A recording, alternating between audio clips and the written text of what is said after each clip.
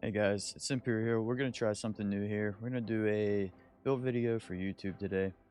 It's the first one we've ever done, so don't try to rip me apart too much. If you have any questions, if I miss anything, just feel free to put it in the comments. Let's get into it though. We're doing the stamdk today. We're going to try to get our stats buffed up to show that first. Then we'll go into skills and how we're doing everything.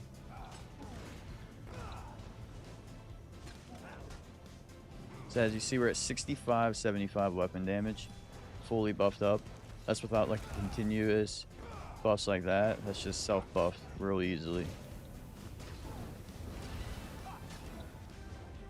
And then there's the resistances, stam recovery 956, which is low on the stat sheet, but because of DK passives, it's really technically just as what we need. Crit is low, but we work around that. Penetration gets worked around that as well. And then let's just get into it. Health is at 34, 27,000 stamina, 19,500 magic. Sets that we're using, Plague Break on the front bar.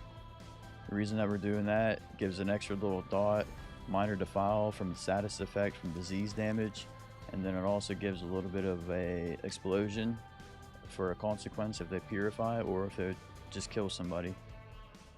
So back bar, we're doing Daedric Trickery. It's just one of the best sets in my opinion for stamdk. We're doing Charged on the trait to get the poison proc for our combustion passive to proc more. Before I forget, we're doing a Nern weapon damage and Nern trait and weapon damage enchant, which is just stack the weapon damage.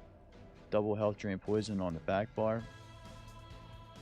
We have 2-piece blood spawn on. Tri-stat on everything.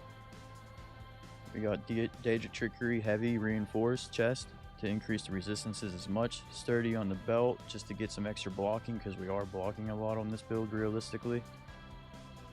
End pen just to get a little bit of resistances. Well fitted, which is I might swap around, and then another well fitted. The well fitted is pretty good because you're running a lot and you're realistically still dodge rolling in situations.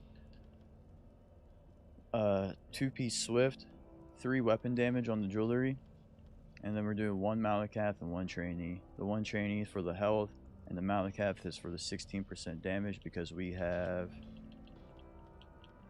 11.4% crit. So we don't crit very much. We get the consistent increased damage from Malakath, which does so much for the build. Going into the skills, we have Venomous Claw, which is one of our main dots. It has a 21.2 thousand tooltip for 14 seconds, and it increases 20% more every 2 seconds. It also inflicts people with the poison status effect. We got Forward Momentum, which is our snare removal, also gives minor endurance, and it gives major brutality. Noxious Breath, this is our AoE major breach, and a dot as well. This is just such a good ability. Executioner, this is finishing people for you that are a little bit tankier, that just need that execute. And Molten Whip, this is going to be our kind of like our big burst ability. This is something that I really enjoy this patch, so we're going to show you the tooltip. We're going to get the Stomp in for the minor brutality. We do our 3 stacks. We're going to get the weapon damage enchant proc, and then we're going to show the weapon damage tooltip from that, which is we're at 23.8 thousand, almost a 24,000 tooltip, and that's without a continuous, and that is with us running Daedric Trickery and Plague, so that could be way higher. And then we have Leap on the front bar, very optional. You could change that around. I just kind of like Leap because the impulse, realistically. Back bar, we have Reverb. This is going to be our CC. And then when you time this, how the damage on this ability is with the whip, it just does so much damage to 2 of them. Vigor, this is going to be your heal over time, the main ability. This is just what keeps you alive realistically. Fragmented Shield, this is going to be, some people don't really like running this because of Daedric Trickery. But me personally, I really like Fragmented Shield because, I mean, I am getting the major mending from a different source, which is my armor set. but it's still keeping that up higher, getting a little bit of the damage shield, which is whatever. But the main reason for running Fragmented Shield is you're getting Mountain's Blessing, which gives you minor brutality for 20 seconds, and then you're also getting ultimate, and then Helping Hands passive. So when you cast a non-stamina costing Earthen Heart ability, you restore 990 stamina. So every time I hit the Stomp Fragmented Shield, I get 1,000 stamina back, basically. Going further into the passives and why I run so much low sustain. So we kind of bank off the combustion passive. We get the poison proc with the charge on the back bar. Every half second, we're getting 1,000 stamina back. So then we also have Battle Roar, which got buffed.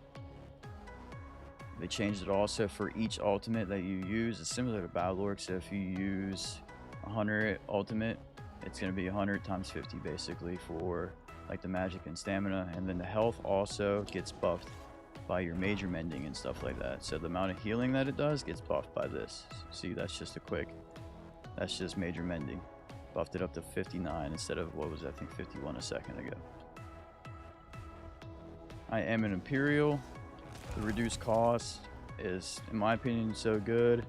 I'm doing Sugar Skulls because you need the magic, you need the health, you need the stamina. You don't really need recovery on this build, in my opinion, if you play it correctly, because there's so much recovery built in from DK. And I am doing the Warrior Mundus, which is, me personally, I like this just to squeeze out as much weapon damage as possible and hit hard and kind of just fully bank off of the DK passives. Sustain, or not sustain, CP, sorry. We got Ironclad. We have Duelist Rebuff, which I'm going to be swapping in and out between Duelist Rebuff and Resilience. We'll kind of see how I feel. Master at Arms for the direct damage because the Whip, that is your dots, that is, I mean, not your dots, but it is the Claw, that is your Noxious Breath, all those abilities that have like the direct damage as well. And then you have Deadly Aim, which is going to be your dots, and that's also going to be your Whip, that's going to be your Claw, direct damage, all that stuff. So all that stuff is getting buffed by Deadly Aim, it's getting buffed by Master at Arms, and then filling the rest of the CP. The red CP, I use Celerity, because that's 10% movement speed. Movement speed is just, that's staying alive in my opinion.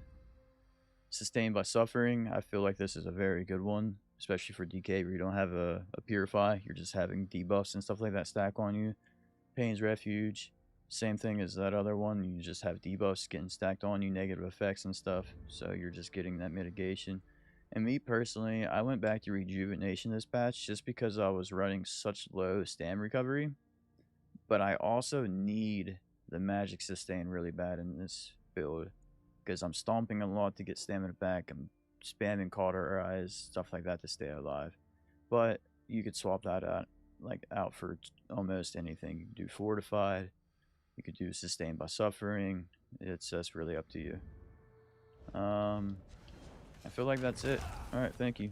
Hope you guys enjoy it. Leave any comments in down below. Feel free to let me know.